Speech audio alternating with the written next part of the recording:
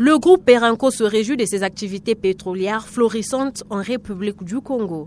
Au cours de ces dernières années, Perenco Congo a réalisé d'importants investissements évalués à 300 millions de dollars en matière d'exploitation et de production. Elle a également investi dans les recherches géologiques dans l'optique d'améliorer sa production, faisant d'elle un acteur important dans l'industrie pétrolière.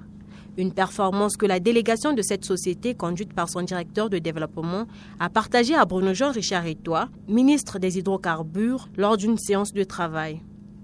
On arrive à la fin de l'année qui s'annonce. L'objectif était de rendre compte à son Excellence, Monsieur le ministre, du programme de travail qui a été réalisé au cours de 2024 et de projeter un peu l'atterrissage de nos projets, à savoir les investissements et la production.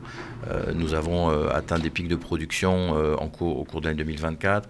La production aujourd'hui de l'ordre de 80 000 barils par jour, ce qui fait de Perenco un acteur essentiel, je dirais, du paysage des hydrocarbures du pays. Et nous avons investi, et c'était le projet en fait, de l'ordre de 300 millions de dollars.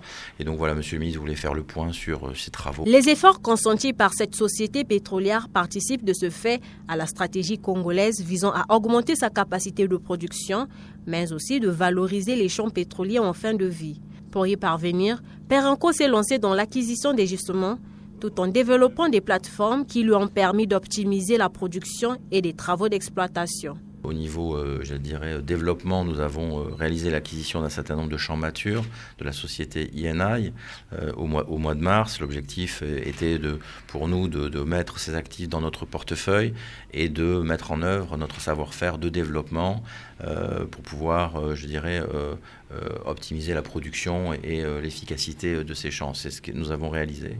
Nous avons installé une nouvelle plateforme sur un de nos champs emblématiques pour pouvoir augmenter la production d'énergie. Nous avons fait 2 découvertes d'exploration sur des nouveaux thèmes que nous avons mis en production. Ça a été une année très très riche. La société Perenco envisage de renforcer son leadership en terre congolaise.